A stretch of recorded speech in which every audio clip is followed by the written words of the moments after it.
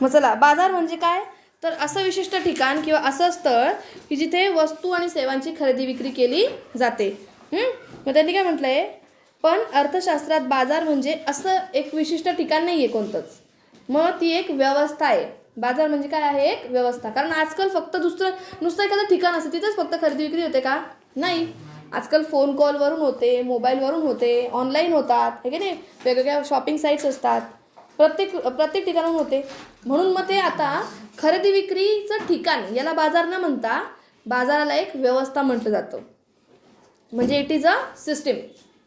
ती काय एक सिस्टीम आहे, ते प्लेस नाही आहे की जिथे विक्रेते आणि ग्राहक प्रत्यक्ष किंवा अप्रत्यक्षरित्या एकमेकांच्या संपर्कात येतात. म्हणजे आता आपण ऑनलाईन शॉपिंग करतो तेव्हा आपल्याला समोर कोणी दिसतं का, आपल्या नाही, आपल्याला फक्त काय दिसतात, वस्तू दिसतात आणि त्या पण फोटोज असतात. आपण त्या फोटोजद्वारे काय करतो, सिलेक्ट करतो, है ना. प्रत्यक्षरित्या किंवा अप्रत्यक्षरित्या ग्राहक आणि विक्रेते हे प्रत्यक्षाच्या एकमेकांच्या संपर्कात येतात आणि वस्तू आणि सेवांची देवाणघेवाण करतात.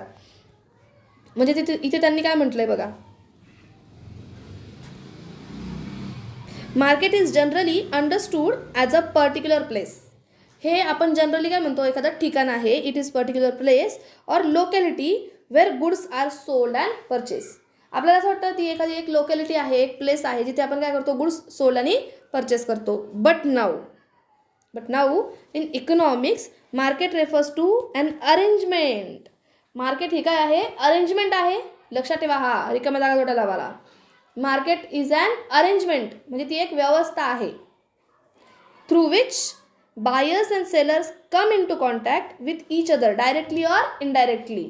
बायर आणि सेलर काय करतात, एकमेकांच्या कॉन्टॅक्टमध्ये येतात, डायरेक्टली किंवा indirectly. And exchange goods and services. आणि तिथे गुड्स आणि सर्व्हिसेसची काय केली जाते, एक्सचेंज, देवाणघेवाण केली जाते. And sorry take place among them. त्यांच्यामध्ये एक्सचेंज होतो गुड्स अँड सर्व्हिसेसचा.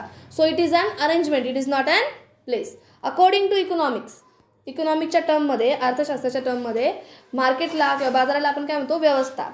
म्हणजे in economic term market is nothing but arrangement. Market ही काय आहे, अरेंजमेंट आहे. अशी अरेंजमेंट आहे through which buyers and sellers come into contact. दोघं लोक कॉन्टॅक्टमध्ये येतात, एकमेकांच्या संपर्कात येतात, डायरेक्टली ऑर इनडायरेक्टली, प्रत्यक्षपणे किंवा अप्रत्यक्षपणे, to buy or sell the product. एखादी वस्तू खरेदी किंवा विक्री करण्यासाठी. मग बघा त्यांनी इथे काय म्हटलंय, डेफिनेशन दिलेली आहे आपल्याला मार्केटची. खूप मोठी डेफिनेशन आहे. ऑगस्टिन कुर्लो म्हणून जे आहेत ना, त्यांनी आधी मोठं काय म्हणतात त्याला प्रस्तावना दिली आणि मग एक डेफिनेशन दिली आहे.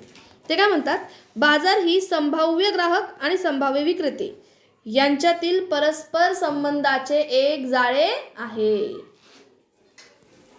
संभाव्य ग्राहक आणि संभाव्य विक्रेते म्हणजे काय रे. आता मला सांगा, ऑनलाईन शॉपिंग करताय, किती सारे विक्रेते असतात, मग सगळ्या जणांकडे आपण माल विकत घेतोय का, किंवा किती सारे ग्राहक असतात जे ऑनलाईन सर्फिंग करत असतात, है ना, सर्च करत असतात, सगळे वस्तू विकत घेता का, नाही. संभाव्य ग्राहक, कदाचित हा असू शकतो ग्राहक किंवा कदाचित हा असू शकतो सेलर. कोण कोणाचा सेलर आहे किंवा कोण कोणाचा ग्राहक आहे, बायर आहे, हे लगेच आपल्याला कळतं का. मग संभाव्य ग्राहक आणि संभाव्य विक्रेते यांचं परस्परांचं एक काय आहे, ते जाळं आहे. पवननगरला आपण मार्केटमध्ये जातो, दुकानात जातो, तर मार्केटमध्ये फिरतो, सगळेजण सेलर आहेत, पण आपला तोच सेलर आहे असं कोण आहे, कुठे म्हटलं आहे. म्हणजे आपण त्याच्याकडनं जाऊन वस्तू घेणार आहे असं आहे का काही फिक्स. आपण गेलो, वस्तू विकत घेतली, तर आपण त्याचे ग्राहक आणि तो आपला विक्रेता. पण जर का आपण विकत घ्यायला गेलोच नाही, फक्त तिथे फिरतोय, तर ते संभाव्य विक्रेते आहेत आणि आपण त्यांचे संभाव्य ग्राहक आहात. म्हणजे कदाचित हा माणूस फिरता फिरता येऊ शकतो हा माझ्या दुकानात, म्हणजे आपण काय झालो, संभाव्य ग्राहक. आणि ते दुकानदारांचा आपण काय विचार करू, कदाचित आपण ह्याच्याकडे जाऊ शकतो, जाऊन बघूया त्याच्याकडे, म्हणजे तो काय आपला संभाव्य विक्रेता. मग त्यांनी इथे म्हटलं आहे, कोणी, ऑगस्टिन कुर्नो यांनी, की बाजार ही संभाव्य ग्राहक आणि संभाव्य विक्रेते यांच्यातील परस्पर संबंधांचं जाळं आहे. बाजार हे काय आहे, एक संभाव्य ग्राहक आणि संभाव्य विक्रेते, असू शकतात असे ग्राहक आणि असू शकतात असे विक्रेते यांच्यातील परस्पर संबंधांचं काय आहे, जाळं आहे.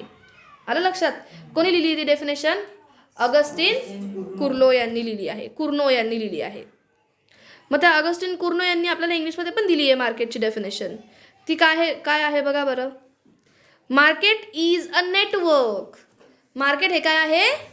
नेटवर्क आहे. Market is a network of dealings between potential buyers and potential sellers. तुम्हाला आठवतं का? संभाव्य पुरवठा. साठा हा संभाव्य पुरवठा असतो असं तुम्ही शिकले होते, आठवतं का? स्टॉक इज पोटेन्शियल सप्लाय असं शिकले होते तुम्ही, है ना? पोटेन्शियल म्हणजे संभाव्य, कदाचित होऊ शकतो, है की नाही? सेम तसं तिथे त्यांनी पोटेन्शियल वापरलाय, संभाव्य वापरलाय. म्हणजे बघा तुम्ही कोणते कोणते शब्द आहे जे तुम्हाला कुठे कुठे वापरता येऊ शकतात. संभाव्य हा शब्द कुठे कुठे वापरलाय? 2 ठिकाणी झाला तो, है ना? Market is a network. Market हे काय आहे? नेटवर्क आहे of dealings between potential buyers and potential suppliers.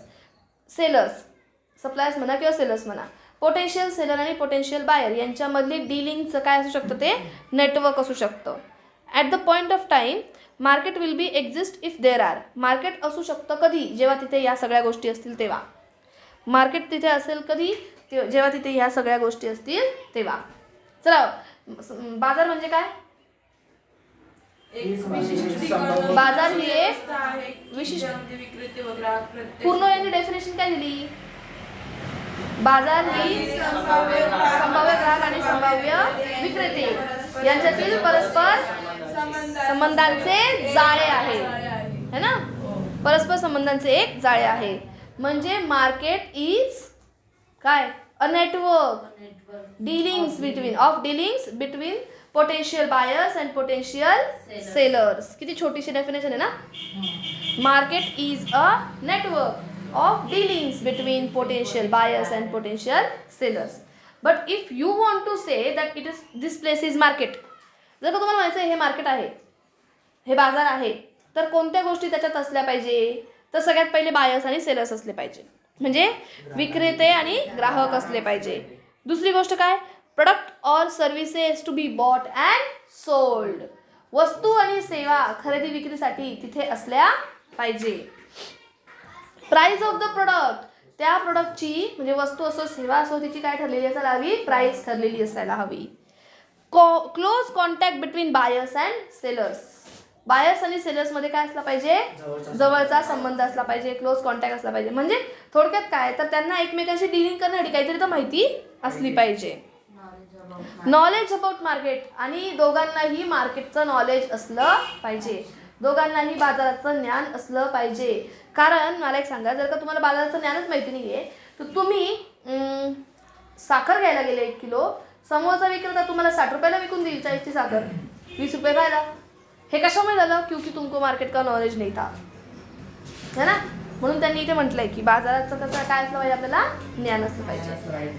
विक्रेते, ग्राहक, वस्तू आणि सेवा ज्या खरेदी विक्रीसाठी वापरणार त्याच्यानंतर काय? वस्तूंची किंमत, त्याच्यानंतर ग्राहक आणि विक्रेत्यांचे जवळचे संबंध आणि बाजाराचं ज्ञान, या 5 गोष्टी असल्या पाहिजे.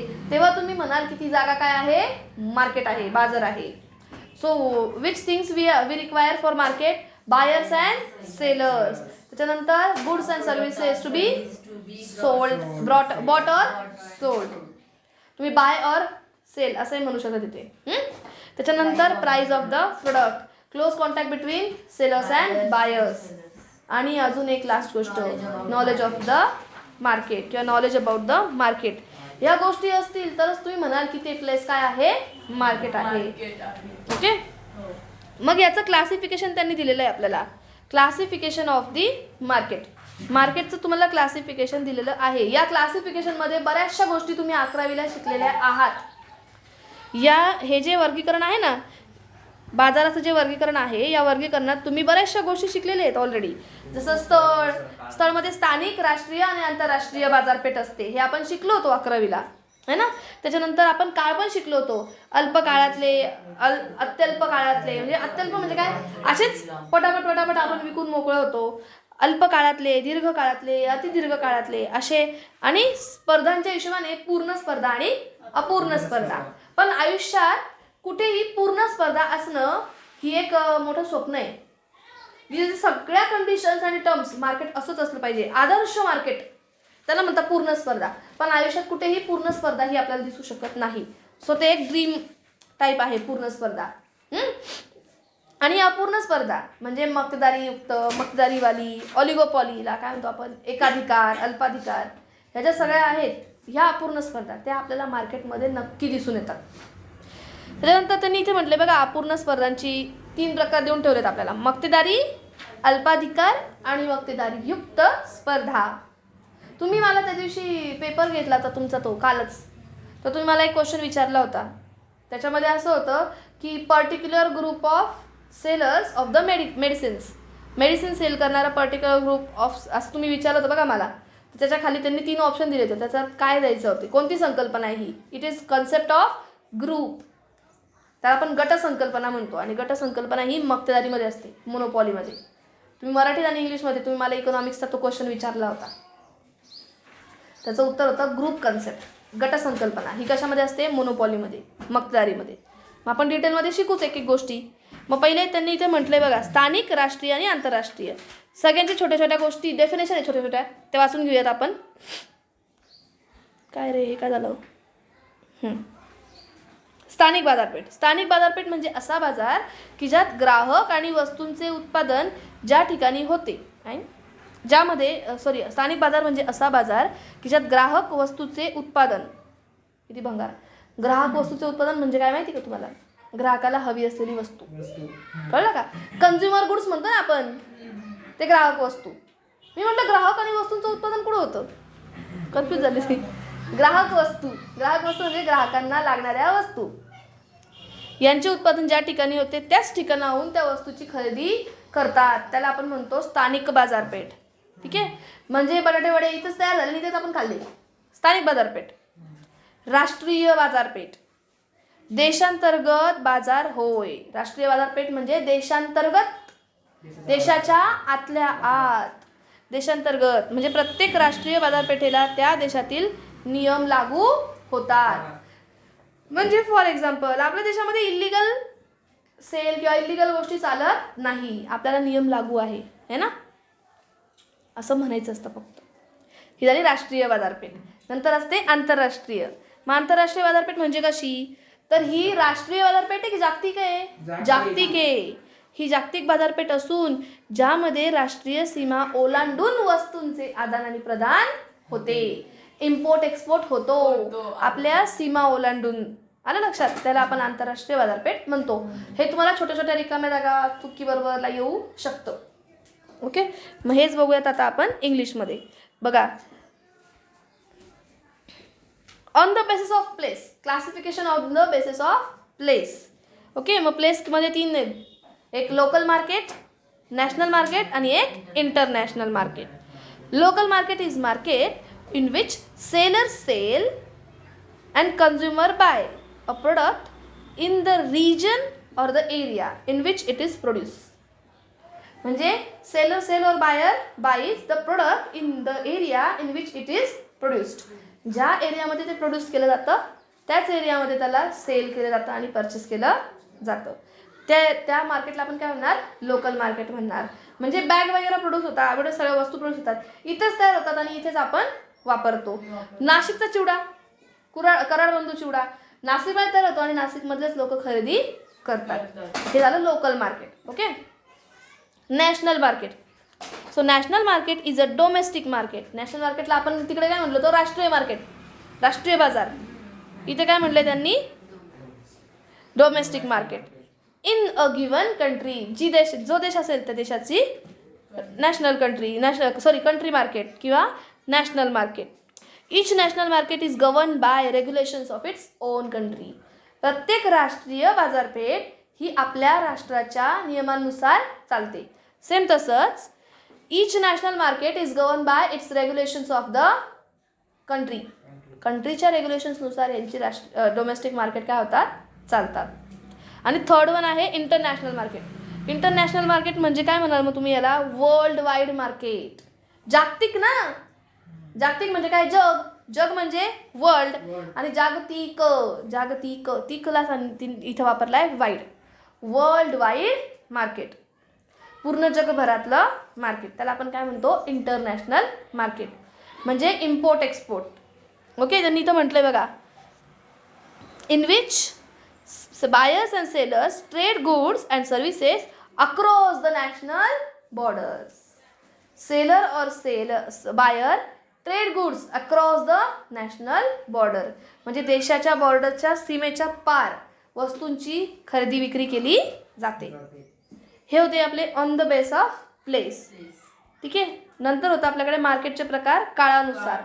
अल्पकाळ, आधी अत्यल्प काळ, मग अल्पकाळ, मग दीर्घकाळ आणि मग अतिदीर्घकाळ.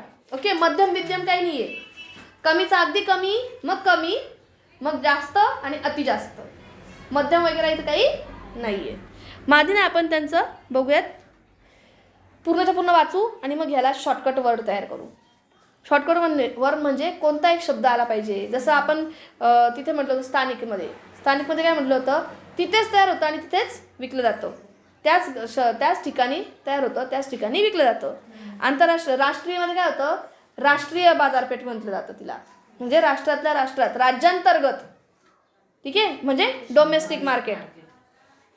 आणि आंतरराष्ट्रीयला आपण काय म्हटलं होतं, जागतिक बाजारपेठ म्हणजे वर्ल्ड वाईड मार्केट. आपल्या देशाच्या सीमेपलीकडे आपण काय करतो, खरेदी विक्री करतो. म्हणजे across the national borders we buy and sell the product. Okay. हे होते शॉर्टकट वर्ड्स आपले लक्षात ठेवण्याचे. सेम तसेच आपण ह्यांचे पण शॉर्टकट वर्ड्स बनवूया. पुढे बघा. काळानुसार.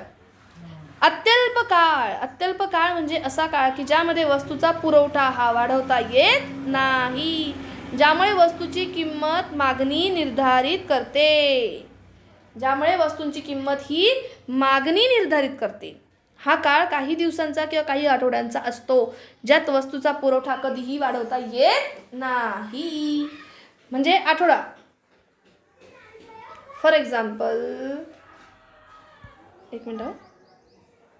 आता आठवड्याचं एक्झाम्पल बघा. आता दिवाळी येणार आहे. दिवाळीचे जे प्रोडक्ट्स आहेत ते फक्त काही आठवड्या आधी काय होतात, आपल्याकडे विकायला येतात. पण त्याच्यानंतर अचानक कोणी म्हटलं की आम्हाला फटाके हवेत जास्त प्रमाणामध्ये, आपल्याला मिळतील का लगेच? नाही मिळणार. लगेच पुरवठा वाढवता येईल का? नाही. दिवाळीच्या काळामध्ये मागणी जास्त होते म्हणून त्याची किंमत पण तेवढी जास्त असते, है की नाही? म्हणजे तिथे अल्प काळामध्ये त्या वस्तूची किंमत ही कोण ठरवतं? मागणी ठरवते. वस्तूची मागणी जेवढी तेवढी किंमत जास्त, कारण पुरवठा तर वाढवता येणार नाहीये. पुरवठा आपण काय करतो, दिवाळीचा सामानाचा पुरवठा किती करणार आहे, दिवाळी जेवढा विकला जाईल तेवढाच. जास्तीचा तयार करू का आपण? नाही. कारण शेवटी तुम्ही कधी पण ना, हे लोक जे दिवाळीचं सामान बनवतात त्या लोकांना विचारा. समजा एखादा फरसाणवाला असेल, तो दिवाळीमध्ये जो फरसाण बनवतो ना, ज्या क्वालिटीचा, त्या क्वालिटीचा तो वर्षभर कधीच बनवत नाही. कारण तेव्हा त्याचा सेल जास्त होणार असतो. लोक डायरेक्ट 1000, 2-2 हजाराचा माल विकत घेतात. मग तेव्हा तो जो पुरवठा करतो, तो पुरवठा तो नेहमी करणार आहे का? नाही. अल्पकाळासाठी पुरवठा आहे. पुरवठा कमी आहे, मागणी जास्त आहे. त्या हिशोबाने तिथे किंमत काय होते, ठरते. आणि कुणामुळे ठरते? मागणीमुळे ठरते. आणि अति अल्प पुरवठा आहे ना, अति अल्प बाजार आहे ना, मग ते किती काळाचं असतं? काही दिवसांचं किंवा आठवड्याचं. आलं लक्षात? राहील लक्षात नक्की? या इथे वस्तूंचा पुरवठा हा जास्त वाढवू शकत नाही. शेवटी सगळ्यांवर काय असतं, इथे मर्यादा असतात. मग बघा तिकडे इंग्लिशमध्ये very short period. Very short period is period in which supply is fixed. Supply हा काय झालेला असतो, ठरलेला असतो. प्रत्येकाचा आहे ना, मागच्या दिवाळीवरून पुढच्या दिवाळीचा अंदाज येऊन जातो. तो काय करतो, त्यापेक्षा थोडेसे 5-10% काय करतो, प्रोडक्शन वाढवतो. 5-10%च वाढवतो, जास्त नाही वाढवत तो. त्याच्याकडे भले असू देत सप्लिमेंट की आले लोक अजून तर आपण थोडंसं वाढवू, पण तो वाढवत नाही. तो त्याच्या आधी फक्त काय करतो, नेहमीपेक्षा 5% वाढवतो. म्हणजे supply is fix. Okay. And price is determined by the demand. पण तिथे प्राईज कशी डिटरमाइन होते? By demand. म्हणजे त्याची ठरवलेली असेल का मी 200 रुपयाला विकणार आहे, पण जशी डिमांड असेल त्या हिशोबाने तो काय करून टाकेल, प्राईस वाढवून टाकेल. The time period is for few days or weeks. Time period हा काही दिवसांचा किंवा काही आठवड्यांचा असू शकतो. म्हणजे दिवाळीचे फटाके किंवा दिवाळीचा फराळ ह्या सगळ्या गोष्टी अगदी एकदम दिवाळीच्या आदल्या दिवशी नाही विकले जात, पण दिवाळीच्या 2 आठवड्याच्या आधी, 2 आठवड्यापर्यंत विकले जातात. दिवाळीचे 2 आठवडे आधी. अगदी आधी असेल तर तो माल खराब होऊन जाईल, है ना. सो अगदी आधी पण नाही करू शकत, काही दिवस आधी किंवा काही आठवड्या आधी. मग त्याच्यात पुढे त्यांनी म्हटलंय in which supply of commodity can not be increase. ज्याच्यात आपण जो सप्लाय करतोय तो जेवढा ठरवला त्याच्यापेक्षा जास्त इन्क्रीज करू शकत नाही. आलं का लक्षात? मग इथे तुमच्याकडे कीवर्ड्स काय आहेत? तर सप्लाय इज फिक्स म्हणजे पुरवठा हा ठरलेला असतो, निश्चित असतो. आणि प्राइस ही डिटरमाइन होते कशी? By the demand. मागणीच्या नुसार याची किंमत ठरवली जाते. सप्लाय कसा असतो? फ्यू डेजचा असतो किंवा फ्यू वीक्सचा असतो, म्हणजे काही दिवसांचा किंवा काही आठवड्यांचा असतो. इथे सप्लाय आपल्याला इन्क्रीज करता येतो का? नाही. सप्लाय आपल्याला वाढवता येत नाही, because it is very short पिरियडवाला सप्लाय. ओके. नेक्स्ट आहे शॉर्टवाला पिरियड. बघा शॉर्ट पिरियडचं काय म्हणतायत ते. Short period अल्पकाळ. अल्पकाळ हा 1 वर्षापेक्षा कमी आहे. या काळात वस्तू आणि सेवांचा पुरवठा काही प्रमाणात समायोजन करून वाढवता येणं शक्य आहे. वर्षभराचा कालावधी वर्षाच्या आतला 5-6 महिन्याचा 7-8 महिन्याचा. तर इथे थोडासा विचार करून जरासं सगळं जमवाजमव करून आपण काय करू शकतो? पुरवठा वाढवू शकतो. कळलं का? ह्याच्यात तुम्हाला फक्त आहे ना मेन लक्षात ठेवायचा आहे तो काळ आणि पुरवठा वाढवू शकता की नाही. इथं वाढवू शकतोय आपण, कारण काय? काळ हा 1 वर्षापेक्षा कमी आहे, पण जास्त आहे की नाही. काही आठवड्यांपेक्षा तर जास्तच आहे ना. तिकडं काही आठवडे होते, इकडं काय वर्षापेक्षा जरा कमी, म्हणजे 12 महिन्यापेक्षा थोडा कमी. निदान 11 महिने म्हणा. 11 महिन्यात आपण पुरवठा काय करू शकतो? थोडा का होईना वाढवू शकतो. आलं लक्षात? काही प्रमाणात पुरवठा वाढवू शकतो. कळलं? Short period. Short period is period of less than 1 year. Short period is a period of less than 1 year. बघा जे शब्द मी जेव्हा रिपीट करते ना, म्हणजे याचा अर्थ त्या वाक्यामध्ये किंवा त्या पॉईंटमध्ये हे शब्दच खूप महत्त्वाचे आहेत, जे उत्तरात आले पाहिजे. हे आपण अंडरलाईन करून घ्यायलाच पाहिजे मुख्यतः. समजलं का? की short period is period of less than 1 year. 1 वर्षाच्या कमी काळ असतो. आणि इथे in this period firm can only make adjustment in inputs like labour to increase supply of goods and services. इथे हे काय करू शकतात? वर्षाचा कमी काळ आहे ना. बघा 1 वर्षापेक्षा कमी काळ आहे की नाही. मग मला सांगा, मोठ्या मशिनरीज आणायच्या आणि अजून प्रोडक्शन करायचं, असं पॉसिबल आहे का रे? हे काय करतील? फक्त कामावर जरा लोक जास्तीचे ठेवतील आणि प्रोडक्शन वाढवायचा प्रयत्न करतील. क्योंकि पिरियड कैसा था? लेस दॅन 1 year था. 1 वर्षापेक्षा कमीचा पिरियड होता. आपल्याला एखादी मशिनरी मोठी घ्यायची असेल तर प्लॅनिंग करायला लागते, मग पैसा जमवायला लागतो, मग ती मशिनरी आणायची, मग ती बसवायची, मग लोकांना जमा करायचं जे ह्या मशिनरीवर काम करू शकतात, त्यांना ट्रेनिंग द्यायची, मग पुढं प्रोडक्शन चालू होतं. एवढं सगळं करायला जमणार आहे का याच्यात? वर्षाच्या आत नाही जमणार. सो वर्षाच्या आत जर का आपल्याला प्रोडक्शन वाढवायचं आहे तर आपण श्रमाचा पुरवठा वाढवून काय करू शकतो? वाढवू शकतो. By increasing number of labours वाढवून आपण सप्लाय इथे वाढवू शकतो. इन सम प्रपोर्शन, काही प्रमाणामध्ये. कळलं का? समायोजन म्हणजे आयोजन करतो ना आपण, सगळ्या गोष्टी अशा एकत्र जमाजमव करतो. पण कसली जमाजमव करू शकता? श्रमाची. तुम्ही श्रम आणू शकतात, तुम्ही रॉ मटेरियल जास्तीच आणू शकतात, पण तुम्ही मशिनरीज नव्हे नाही आणू शकत त्या मुमेंटला, कारण काळच हा कमी आपल्याकडे. आलं लक्षात? नेक्स्ट आहे दीर्घकाळ. दीर्घकाळ हा असा कालावधी होय ज्यात उत्पादनाचे घटक आणि उत्पादन खर्च बदलणे शक्य असते. उत्पादनाचे घटक म्हणजे मशिनरी बदलणं काय असं सहज शक्य असतं. दीर्घकाळात उद्योग संस्थांना सर्व प्रकारच्या खर्चाशी जुळवून घेणं शक्य असतं. दीर्घकाळामध्ये त्यांना सहजपणे सगळ्या खर्चांना मिळतं काहीही भेटू शकतं. बघा वर्षभरात कोणतरी आपल्यावर विश्वास ठेवून आपल्याला पैसे देईल असं पॉसिबल नसतं. पण आपल्याकडे जेव्हा 2-4 वर्षांचा कालावधी असतो तेव्हा आपल्याला नक्कीच कोणाकडनं पैसे मिळू शकतात आणि आपण मशिनरी विकत आणू शकतो, लोकांना ट्रेनिंग देऊ शकतो, नवीन लोकांना कामाला ठेवू शकतो. ह्या सगळ्या गोष्टी कधी होऊ शकतात? जेव्हा दीर्घ कालावधी असेल तेव्हा. हा कालावधी काही वर्षांचा असतो, उदाहरणार्थ 5 वर्षांपर्यंत. कळलं का? 1 वर्षापेक्षा जास्त, 5 वर्षापर्यंत, 5 वर्षापेक्षा कमी इतका हा कालावधी असतो. समजलं? मोर दॅन 1 year, लेस दॅन 5 year.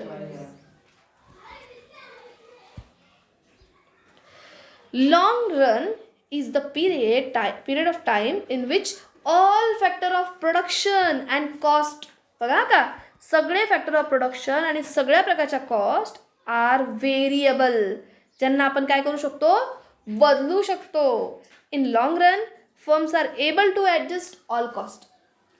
जेव्हा दीर्घकाळ असतो तेव्हा या फर्म्स इतक्या सक्षम असतात की त्या कोणत्याही प्रकारचा खर्च बदलू शकतात. म्हणजे त्यांना असं वाटलं की श्रमिक जास्त आहे, कमी करून टाका, मशिनरी वाढवा. मग ते काय करतील, श्रमिक कमी करून टाकतील, काही श्रमिकांना मशिनरीची ट्रेनिंग देतील आणि त्यांना मशिनरीजवर लावून देतील. डायरेक्ट या खर्चावरून डायरेक्ट या खर्चावर जंप झाला त्यांचा. कळते का, इथे त्यांना काय 10 लाख रुपये भरायला लागतील, पण मशिनरी तर 50 लाखाची होती. पहिल्या वर्षी भरमसाठ खर्च करावा लागणार आहे, नंतर फायदा भेटल, पण पहिल्या वर्षी खर्च भरमसाठ आहे. तरीसुद्धा खर्च हे भागवू शकतात. क्योंकि लॉंग टर्म आहे. दीर्घकाळात आपण पैशांची जुळवाजुळव सहज करू शकतो. It is for a few years, generally up to 5 years. Up to 5 years, not more than 5 years. Up to 5 years म्हणजे more than 1 year and less than 5 years. आलं का लक्षात इथे. लॉंग रनमध्ये you can adjust all cost. You can change your cost of production और you can change your factor of production. Directly प्रोडक्शनचे factors पण बदलू शकतात. म्हणजे तुम्हाला कोणी म्हटलं की तुम्हाला पूर्णच्या पूर्ण सेटअप उचलायचा आहे मशिनरीचा आणि इथून नेऊन पुण्याला न्यायचा आहे, एका वर्षाच्या आत हे होऊ शकणार नाही आहे. पण हे 1 वर्षाच्या आत आणि 1 वर्षाच्या वर आणि 5 वर्षाच्या आत सहज काय होऊ शकतं, पॉसिबल होऊ शकतं. हा होता तुमचा कोणता, लॉंग रन, दीर्घकाळ. आता अतिदीर्घकाळ. अतिदीर्घकाळ म्हणजे असा काळ की ज्यामध्ये उत्पादनाची सर्व आदाने थोडे नाही, सर्व आदाने बदलता येणं शक्य असतं. हा कालावधी 5 वर्षांपेक्षाचा अधिक असतो. सर्व आदाने म्हणजे काय रे, तर स्थिर पण आणि बदलते पण. बघा 2 प्रकारचे असतात आपल्याकडे, लक्ष द्या. स्थिर आणि बदलते. स्थिर म्हणजे फिक्स, बदलते म्हणजे व्हेरिएबल. स्थिर म्हणजे फिक्स, बदलते म्हणजे व्हेरिएबल. फिक्स मीन्स मशिनरीज है ना, फॅक्टरीची जागा. ओके. किंवा आपण टेक्नॉलॉजी घेतो नाही का, आपण टॅली इन्स्टॉल करतो आपल्या मोबाईलमध्ये, लॅपटॉपमध्ये, ते काय आहे, परमनंट आहे. ठीक आहे, हे फिक्सवालं आहे. पण आपल्याकडे कामाला अकाउंटंट आहे, आधी एक होता नंतर 2 ठेवले, नाही परवडलं पुन्हा एकाला काढून टाकलं. व्हेरिएबल आहे, श्रम व्हेरिएबल आहे. त्याच्यानंतर मशिनरी तुमची फिक्स आहे, पण मशिनरीत जर कच्चा माल टाकायचा आहे तो काय आहे, व्हेरिएबल आहे. तुम्हाला वाटलं प्रोडक्शन वाढवायचं आहे, तुम्ही रॉ मटेरियल जास्त आणाल. तुम्हाला वाटलं प्रोडक्शन कमी करायचं आहे, तुम्ही रॉ मटेरियल कमी आणाल. म्हणजे तुमचं स्थिर आणि बदलता म्हणजे फिक्स अँड व्हेरिएबल हे दोघं प्रकारचे इनपुट्स, आदानं तुम्ही काय करू शकता, पूर्णपणे बदलू शकता. आलं का लक्षात. म्हणजे थोडक्यात काय, तर तुम्ही अख्खाच्या अख्खा बिझनेस पूर्णपणे वाइंड अप करून दुसरा बिझनेस चालू करू शकता इन व्हेरी लॉंग पिरियड. कळलं का. अतिदीर्घ काळामध्ये तुम्ही सर्वच्या सर्व आदाने बदलून काय करू शकतात, नवीन आदानं आणू शकतात. आलं लक्षात. हा काळ कसा असतो, मोर दॅन 5 yearsचा, 5 वर्षापेक्षाच्या जास्त. मग किती वर्ष. आलं लक्षात. Very long period is a production time that is so long that all inputs are variable. अख्खेच्या अख्खे इनपुट बदलू शकता. All inputs are variable. Fix पण आणि व्हेरिएबल पण, या सगळ्यांना तुम्ही काय करू शकता, व्हेरिएबलच्या ऐवजी तू काय लिहू शकते, ऑल इनपुट्स आर चेंजेबल. तुम्ही सगळ्याच्या सगळे इनपुट्स काय करू शकता, चेंज करू शकता. It is more than 5 years. हा किती वर्षांचा पुढचा काळ असतो, 5 वर्षांपेक्षा जास्त. म्हणजे 5 वर्ष त्यानंतर बदलायचं का, असं नाही. तुम्ही आज ठरवलं, तुम्हाला 6-7 वर्ष लागले बदलायला, तर बदलून टाका, जाऊ दे. 5 वर्षाच्या वरचा कालावधी असतो. शेवटी एखादी प्रोसेस बदलायची असेल तर वेळ लागतोच. फॉर एक्झाम्पल पोस्ट ऑफिसमध्ये कसं असतं है ना, देश शिक्के, नुसते रेकॉर्ड्स पर फाईलीवर फाईली, थप्प्यावर पडतात. त्या थप्प्या शोधायच्या राहिल्या का खास एक माणूस कामाला लावायला लागतो, त्याचं नाव पिऊन असतं. आहे की नाही. पिऊन बिचारा पिऊन करत असतो काम. मग विचार करा, मला पोस्ट ऑफिसचं अख्खच्या अख्खं कम्प्युटरायझेशन करायचं असेल, किती दिवसात होईल? वर्ष तर वर्ष लागणार आहे ना, वर्षानुवर्ष लागतील. कारण काय, तर जुने रेकॉर्ड्ससुद्धा त्यांना आता कशात आणायचे आहे? कम्प्युटरमध्ये आणायचे आहे. कारण पोस्ट ऑफिसला आहे ना, हे सगळे रेकॉर्ड सांभाळून ठेवावे लागतात कायम. म्हणजे वर्षानुवर्षांपासूनचे रेकॉर्ड्स पोस्ट ऑफिसमध्ये सगळे सेव्ड आहेत. मग हे सगळे कसे सेव्ह ठेवायचे, कसे सांभाळून ठेवायचे? तर मग ते काय करतात, तर ते 10 वर्षाच्या कालावधीचा जो रेकॉर्ड असतो तो सगळा कम्प्युटराईज करतात. आणि तो 10 वर्षाचा रेकॉर्ड मग जळला तरी चालू शकतो, तोही साठवून ठेवतात आणि हाही इकडे स्टोअर करतात. मग यांना कम्प्युटरायझेशन करायचे चालू आहे की पोस्ट ऑफिसमध्ये कम्प्युटर, पण अजूनही त्यांच्याकडे डॉक्युमेंटरी पण काम चालू आहे. वर्षानुवर्ष लागणार आहे, कळलं का? अख्खाच्या अख्खा इनपुट बदलायचं झाला तर त्यांना एका दिवसात होणार आहे का? नाही. एका वर्षात नाही, 2-4 वर्षात नाही, वर्षानुवर्षाचा काळ लागणार आहे. आलं लक्षात? हे होते तुमचे काय, क्लासिफिकेशन किंवा वर्गीकरण according to according to place and according to period. ठीक आहे, म्हणजे वेळेनुसार आणि स्थळानुसार अशा 2 प्रकारचे आपण क्लासिफिकेशन आत्ता